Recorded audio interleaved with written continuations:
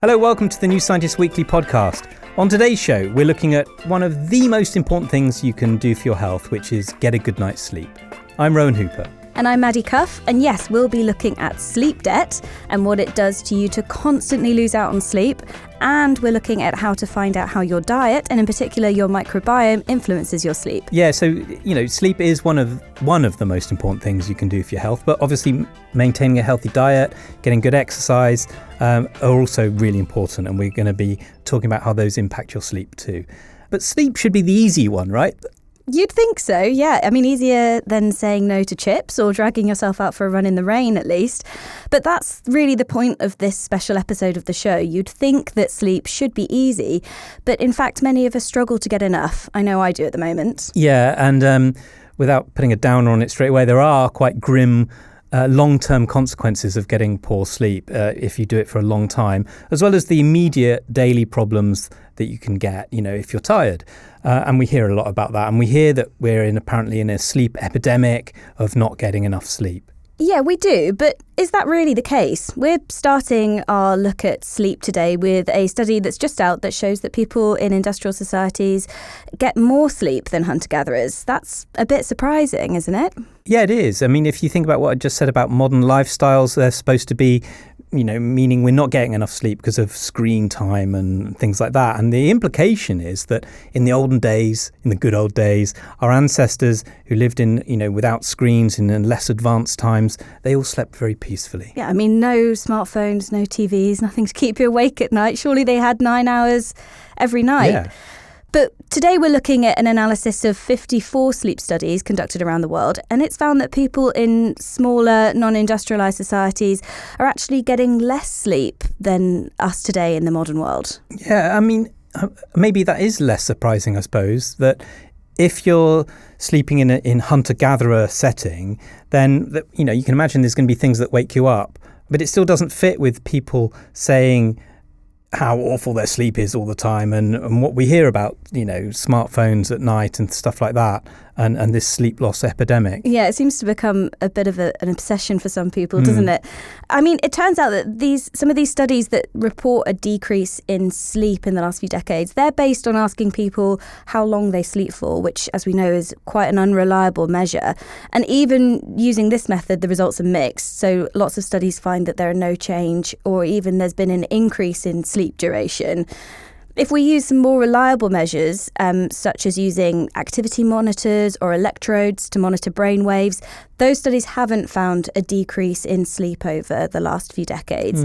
So, for example, there was a 2016 review of 168 studies, and that found no decline in sleep duration over the past 50 years. But it's important to know that all of these studies were done in industrialised countries. So that leaves open the question of whether people got a lot more sleep before these societies industrialised. And now that we've got lots of high-tech wrist-based activity monitors, we can start to monitor sleep in non-industrialised societies and start to answer some of those questions. Okay. So looking at this data, it shows that among hunter-gatherers, they do have shorter sleep durations. So the San in southern Africa sleep for an average of 6.7 hours a night. The Hadza in Tanzania, we often write about the Hadza, they sleep for 6.2 hours a night. The Bayaka in Congo for 5.9 hours. The shortest duration found so far is 5.5 hours a night, and that's the Himba community in Namibia, and they're nomadic livestock herders. Maybe they have to get up and check on their animals throughout the night. Yeah, it could be something to do with their lifestyles just being so radically different to ours. But we could flip this and think about it the other way, which is that if we've got higher sleep duration and better sleep efficiency in industrialised societies, it's because we are safe and secure when we go to bed at night. We know that nothing is going to disturb us until the next morning. No lions are going to prowl around, eat us or our livestock, or humans are going to raid our village. Hopefully not anyway, yeah. Okay, so back to this new study, which we've said is an analysis of 54 sleep studies that were conducted around the world. So thanks to this new work, we can now directly compare sleeping habits in industrialised societies like the US, Australia and Sri Lanka with sleep in smaller non-industrialised communities. So that's indigenous peoples in the Amazon, for example, or Madagascar, or the Tanna Island in the Pacific. And the result of that work is it found that people in non-industrialised societies sleep for an average of 6.4 hours a night, compared with 7.1 hours in industrial societies. So 7.1 is kind of what the recommended amount is. That's pretty good. Yeah, it's pretty good going. And also people in non-industrialised societies were asleep for 74% of the time we're in bed. But people in industrialised societies were asleep for 88% of the time they were in bed. So they're better at just getting into bed and falling asleep as soon as possible. Okay, so their sleep efficiency is better, or our sleep efficiency is better in industrialised societies. So we're doing better than we might have thought. In some ways, yeah, we're spending more time in bed asleep. But there is a flip side, which is that we don't get the same cues to maintain our circadian rhythms, such as lower temperatures at night and bright light exposure during the day. So industrialised people scored more poorly on that measure of matching their daily rhythm to the externalities of nature. Right, and that might answer the riddle, mightn't it? Because if we feel we get bad sleep and we report on these, self-reported questionnaires about having bad sleep, it might be the less regular circadian rhythms we have might make us perceive our sleep to be poor. Exactly, that might be one of the answers to this, yeah. Okay, so let's talk about sleep debt now, because whatever our perceptions and our circadian rhythm status, we will all sometimes go through periods of having to get by without much sleep. As the mother of a young child, I can absolutely testify to this. Kat Delange is here to help us get out of debt. Kat, you wrote a piece on this recently. Is this really a thing? What does it mean to be in sleep debt? So it is a thing. It's something that scientists use, and it's quite straightforward. It's really just that you're not getting enough sleep. So it might be that you had one night where I recently had a long haul flight and I did not sleep all night. So that's like a whole night's sleep that I've accrued in my sleep debt. Or it might be that you're just kind of going to bed a bit late or waking up early in the morning and chipping away at that sleep. And is it pretty easy to tell if you're in sleep debt? I mean, Rowan, you look like you've been missing a few hours recently. That's just my natural look. I had a great night's sleep last night.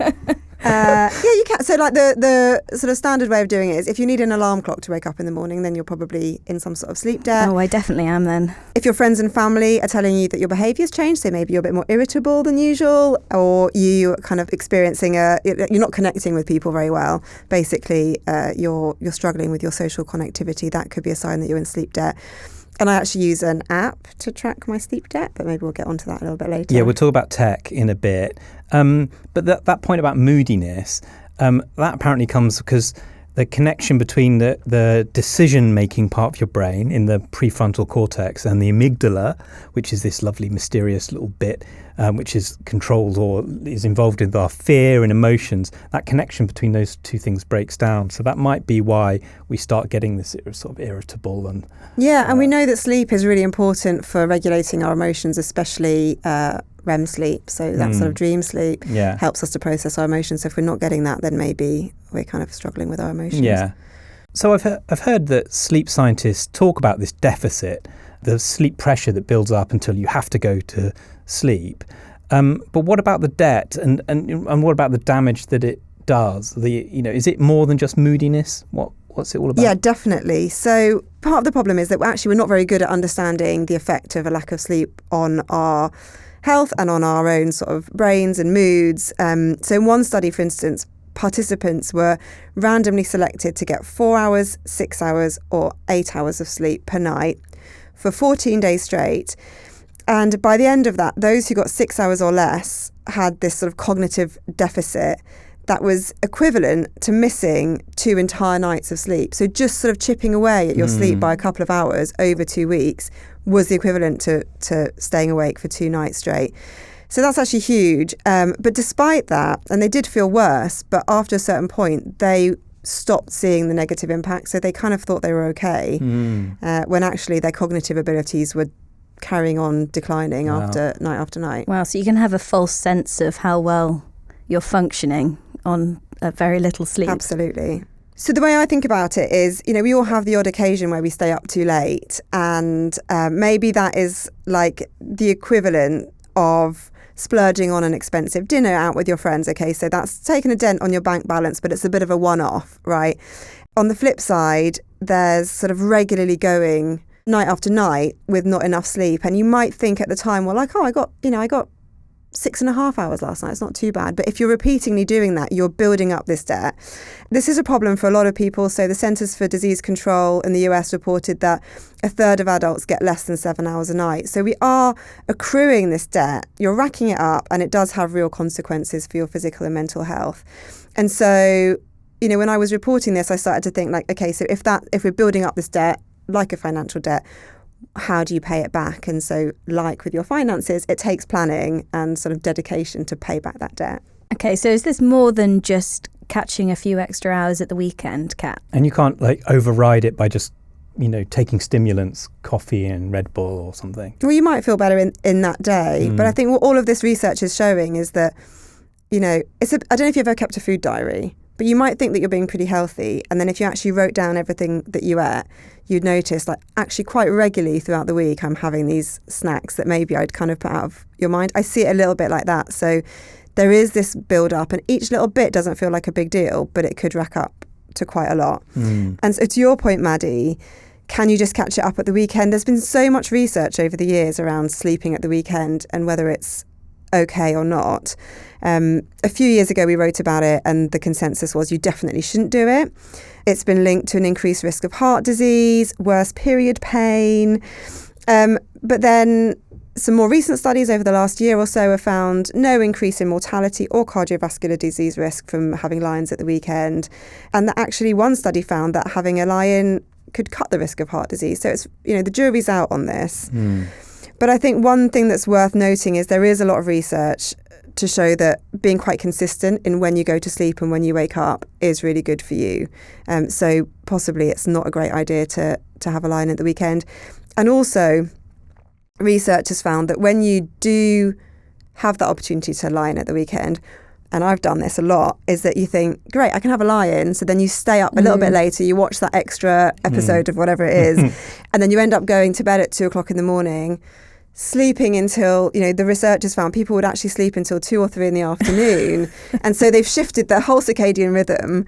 And by Monday, they're essentially in kind of social jet lag mode where their clock's completely shifted. And then that week, they're probably going to accrue more of a sleep debt because they're really going to struggle to get the sleep they need. So that's a massive problem. It starts. So I remember doing that. If you have a big night, you sleep until 2 or 3 in the afternoon, then you can't get to bed at a normal time on that Sunday night ready for the next day. Exactly. And so you're already starting off really badly. Exactly. But what about naps? Is this the solution? Yeah, I think napping can be good. And I will just say one other thing about this whole sleep debt thing that was really striking for me, which is that it actually takes a lot to pay back that debt. So you might think that, okay, you've missed a few nights sleep, I'll just sleep a little bit longer. But it seems like you need to have a longer period of catch up just to pay back, what the researchers found was, so people who were made to sleep less for a few nights, they might have had to then catch up for 10 nights just to... Is that because one catch-up hour isn't equal to one lost hour? Like you need to sleep more to make up for lost hours? Or is that just because you've got to spread those additional hours over a longer period? What they were looking at was sort of health effects. So for instance, in one study, they cut people's sleep from 8 hours a night to 5 hours a night. And after just 3 nights, people went from being healthy to being pre-diabetic. Wow. So that's a huge impact on your metabolism. It was reversible, but it took 10 nights of catch-up sleep to get their metabolism back on track. So what we're seeing is that it's kind of these impacts on the body are not just, it's so easily reversible. So it's not necessarily about the number of hours, but it's the changes that have happened in your body need more sleep to catch up. So back to naps. Yeah. Yes, naps can be really good. And actually, I was really interested to read about the US military because they suggest that soldiers use tactical naps. I like the idea of a tactical nap, which can boost your performance. So if you're a soldier, it'll boost your performance during operations. But, I think we could all do with a performance boost every now and again at work. And research shows that short naps can help to bolster recovery in periods where you can't get that that longer sleep. So tactical naps. Can we have them in the office now then? Tactical nap. Oh, You tell your line manager. Tactical nap. There are some offices that have sleep pods in them, aren't there? Have you noticed people sleeping around? There was in someone the kitchen? snoring yesterday, Yeah. but yeah. Is this just tactical naps the same as power naps? Is that just rebranding? Yeah, if you're in the military, they're called tactical naps. Yeah, a disco nap. Yeah, no, naps can be really good. It's just important that you don't have them too close to bedtime, obviously, and stick to around 20 minutes. We'll come to that later as well. And what about banking it up? Yeah, so this is another technique that they use in the military. It's called sleep banking. And so the idea is if you know that you're about to enter a period where you're not going to be able to get enough sleep, you can front load it with, going to bed a little bit earlier, waking up a little bit later.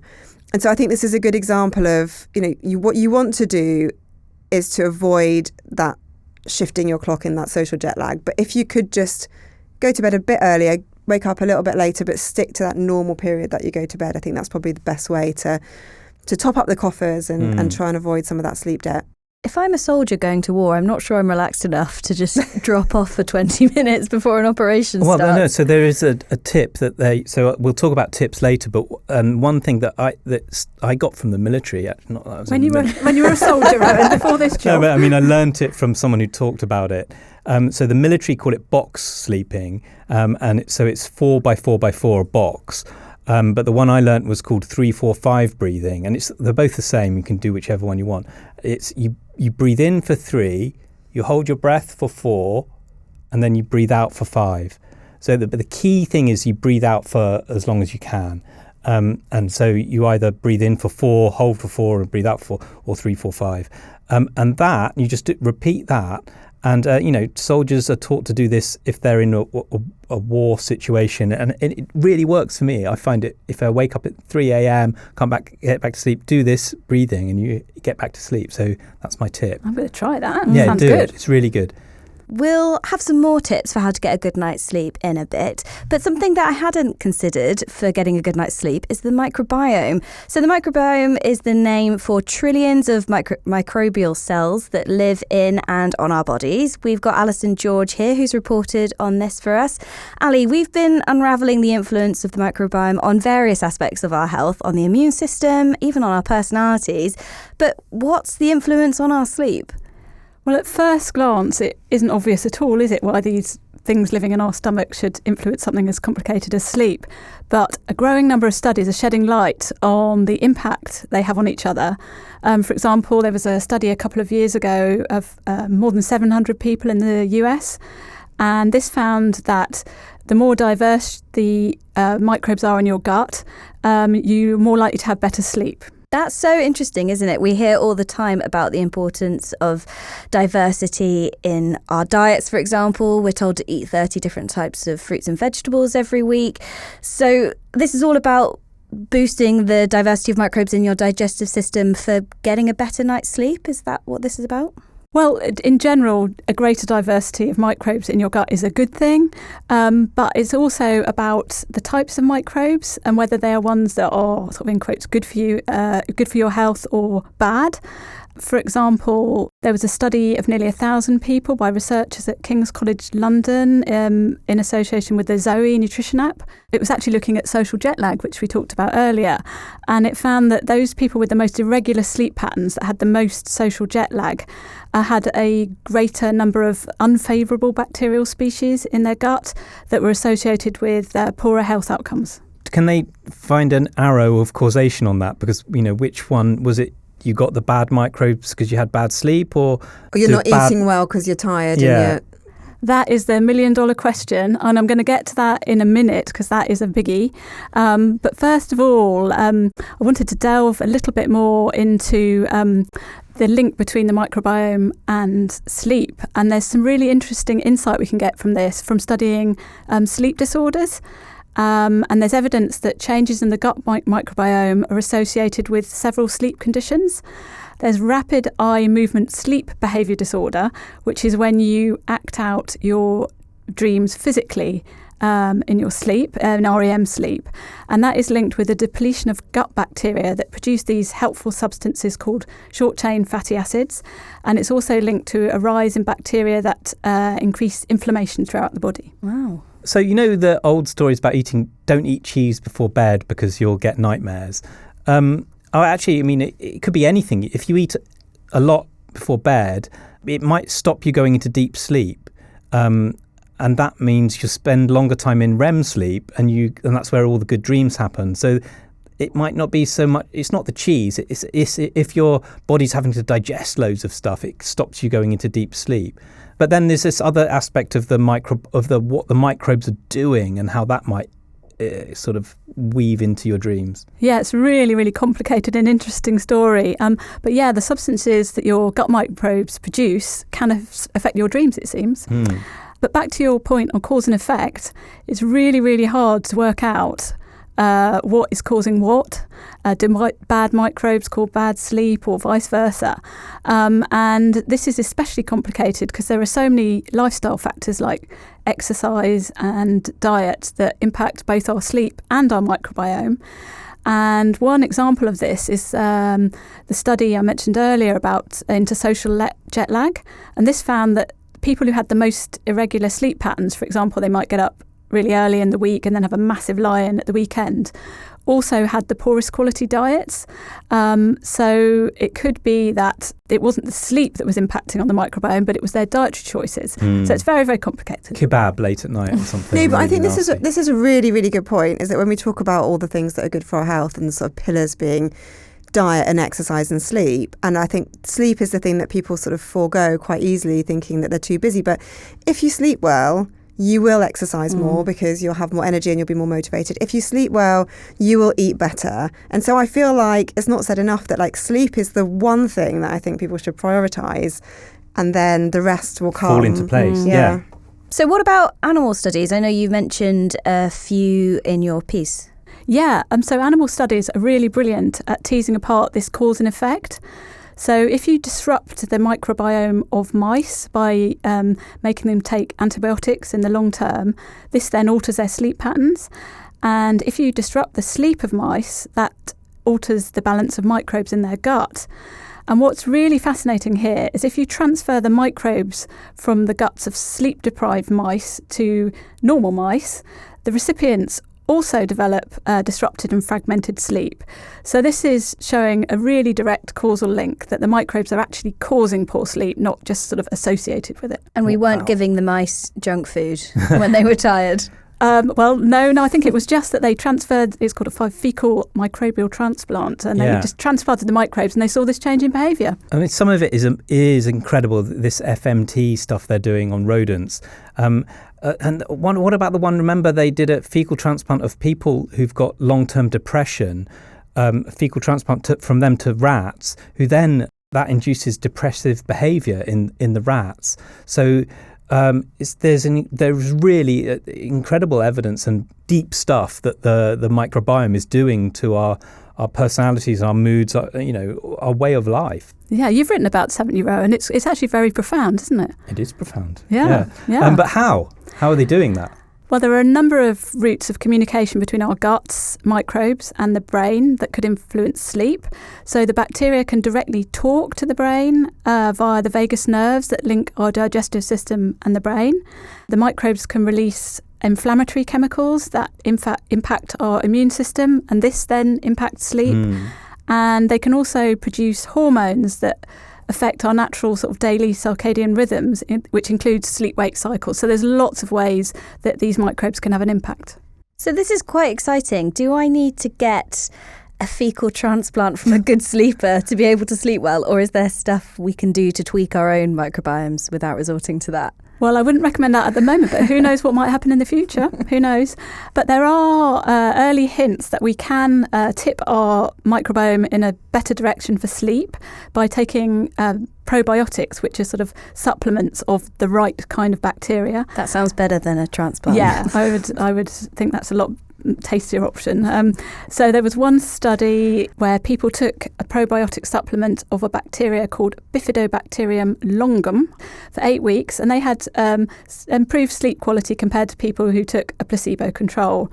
There were a number of studies that show similar results. So yeah, if you take a probiotic, you have to take I don't know which kind, but there are obviously ones that have the right kind of bacteria in them, and they should, in theory, give you a better quality of sleep. Yeah, I mean, great, but I also feel it's surely just to eat more healthily to start with would be the best option. Yeah, that would be the best option, definitely.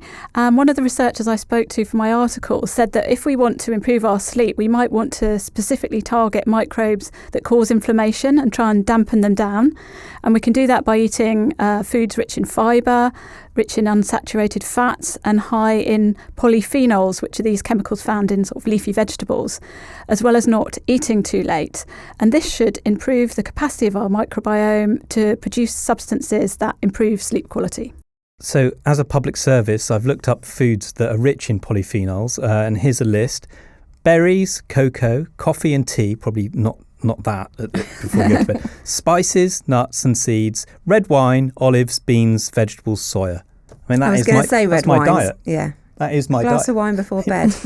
So you should be sleeping like a log, I right? should be. So we've been talking a little bit about interventions to try and manipulate your sleep. Can we talk about sleep technology? It's become a big business, hasn't it? This sleep tech.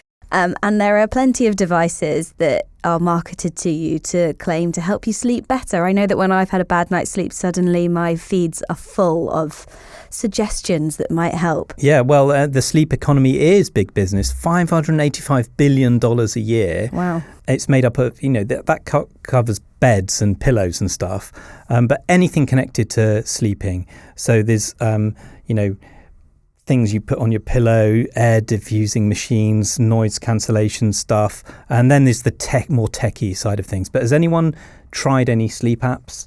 I have. I actually went to a sleep tech conference once, and they had a very cool bed where both sides of the bed could be programmed independently. So if you are sleeping with somebody who snores, for instance, you can raise their side of the bed up. A trap door. And it can control the temperature on the different sides and all sorts of things. That was very cool. And I use a sleep app to monitor my sleep debt, which might sound silly. And I've actually spoken to a lot of scientists around whether we can trust all the data that comes from these wearable devices. And the consensus seems to be that you can take that data with a pinch of salt. Yeah. But I do find it quite easy to lose track of your sleep debt, and so I do that. So have you worked out what your optimum number of hours a night is, and then anything below that counts as debt? That's a very good question, because how much sleep do you really need? Yeah. We did cover this in our sleep special recently, but yeah, so at the beginning it gives you a questionnaire to work out how much sleep you need, and also what chronotype you are, so what type of day you perform best, so should you go to bed a bit later. Again, I think take all of that with a pinch of salt, but my sort of target is about, well, it said I needed about 9 hours, but lucky you. Yeah. but I aim for 8. So I think anything less than 8 hours, then that sleep debt builds up. I've got the opposite approach. I tried a watch and it made me so anxious that my policy is to not monitor anything and just not worry about it. That's not bad. I tried one of those, not a watch, but a tracker thing. It was a Jawbone, I think, which have now gone bust. But it was telling me that I was getting terrible sleep every night, apart from when I went to bed drunk. And then it was like, you're getting loads of REM sleep. It's great. So I'm pretty sceptical of these devices. Yeah, it's not true that you would be getting loads of REM sleep if I you were was just drunk. obviously passed out. Yeah. I had one of those Aura sleep rings when I was researching a story. And I also, when I was wearing it, slept in a sleep lab when I was wired up with the EEG. So it could directly measure brain waves and compare that to what the sleep app, the sleep ring was telling me. And it was different. So I trusted what the actual brain waves were telling me. But as you say, I think there's value in perhaps using these things as a reminder to get good sleep. but there is a danger of them contributing to, just like you say, anxiety over, oh my God, I didn't get enough sleep, And yeah, I think for a lot of people that's a real problem, and actually it's sort of something the research community are quite aware of, and they've come up with this term orthosomnia, which is this sort of obsession around getting enough sleep that actually causes people to get less sleep, ironically. What I experienced, I thought I'd had a really good night's sleep. My watch told me I'd had a rubbish night's sleep. And I thought I'd rather just go along in the day with the belief that I've had a really good night's sleep. Well, you should, because actually if you think, all you have to do is tell somebody that they've had a bad night's sleep, and then they start to not just believe it, but their physiology actually looks like the physiology of somebody who's had a bad night's sleep. So, oh, wow. Okay, so to go back to what we were saying about napping, what is the transition point when a nap becomes an actual episode of sleep? Oh, so I know this. I don't know if it's an official definition, but as you said before, like a nap should only be about 20 minutes because that gets you into stage 2 sleep. And then after that, and that's not too deep, but then after that, after about 20 minutes, we go into stage 3 sleep. And that's stage 3 and 4 is called deep sleep. And you don't really want to get into that in a nap. So when I was in this sleep lab afterwards, I could get a printout of my whole sleep. It's really amazing to see. And then in stage 2, you start seeing these things called spindles on the EEG printout. And these are little bursts of activity that they last about half a second. And that's when the activity from the thalamus that I mentioned before, and that's when it's thought to be integrating stuff you've learned in the day into other parts of the brain. And that's why even stage 2 can be quite restorative. But then when you go after about 20 minutes and you go in, the spindles stop and the brain waves start slowing down, you get delta brain waves. And that's when stage 3 starts. And that's when you go into deep sleep. And if you nap into deep sleep, and you've probably all done this when you nap for longer than you mean to, and you wake up after an hour or so, and you feel really groggy and hungover. And so sometimes that's why a short nap can be really good. I think someone told me once that you should drink a coffee and then have your nap because then the caffeine will kick in right as you're going into a deeper sleep. I've never managed to make that work, that trick. Okay, so what about a deliberate longer nap, on the continent? They like a siesta. Mm-hmm. Is that a good idea? I mean, in lots of places it's getting hotter, so retreating from the hottest part of the day is probably not a bad idea when we think about climate change. I mean, siesta is socially very acceptable in many countries. It's just something you do. So feels quite familiar. But what's more unusual is, so that's biphasic sleep. It's called biphasic if you have a long siesta. So you're splitting your sleep into 2. But then you can have polyphasic when you start splitting up into more chunks. So foxes do this, cats, lots of animals sleep polyphasically. But some people have decided that's the way for me, and they force themselves to sleep polyphasically. And the most famous one, or the inventor really of it, was Buckminster Fuller. And he invented this schedule called the Dymaxion, and it was 4 6-hour blocks of awakeness, and with 30-minute naps in between. He just lived. That's how he lived. That sounds horrendous. Yeah, I interviewed someone who's got a similar schedule, and then she switched to this thing called Everyman 3, and you can look it up. Loads of people practice it, and that's you have 3 hours sleep in the night in a block, and then you have 3 20-minute naps throughout the day. So you end up getting 4 more hours in each 24-hour period than the rest of us. So do you fancy that? That still sounds awful, Rowan. But I mean, I know from experience that you can sleep in chunks and then still function the next day. So, Kat, is there any science behind this? I mean, can we function just as well, do you think, if we choose sleeping in chunks over getting 1 8-hour stretch at night? Well, I think what you were saying about going into that deep sleep if you're asleep for more than, say, 20 minutes or so is interesting, because if you have a sleep debt, when you do get the chance to go back to sleep, you will go much more quickly into that deep sleep, because that is the type of sleep that your body really, really needs, because it's that restorative sleep. And so I do wonder if you're doing this sort of polyphasic sleep, whether it gives you more of an opportunity to actually get that deep sleep that you need, rather than when you're asleep for a longer amount of time, you get that deep sleep, but then you spend a lot of the night in sort of lighter sleep and REM sleep. So maybe there's something in that. Maybe you're actually getting more deep restorative sleep by breaking it up. That's completely unproven. That's a great point. But that's my there. philosophy, my hypothesis. Okay, let's end with some top tips for good sleep. Kat. Okay, my top tip is to go out into the sunshine early in the daytime to set your circadian rhythm, and that will set you up for sleep at night. Good one. Maddie? Mine is having a cold bedroom, as cold as you can bear, because your body temperature needs to drop during sleep. Yeah, I like a cold room. Ali? Mine is if you have a bad night's sleep, just try not to get too worried about it. Very good. And mine, I'm going to go with my 3-4-5 breathing. So if you wake up in the night and you need to get back to sleep, try that 3-4-5 breathing. I think it really does help. And sleep pods in the office. And as you mentioned, we did a sleep special recently. There's loads more on the secrets of sleep in that, and we'll put a link to that in the show notes. That's all for this week. Thanks very much to our guests Kat DeLange and Alison George, and thanks to you for listening. Tell all your friends about us, give us a 5-star rating, review on Spotify, Apple Podcasts, and do subscribe on YouTube as well. We'll be back next week. Bye for now. Bye. Bye.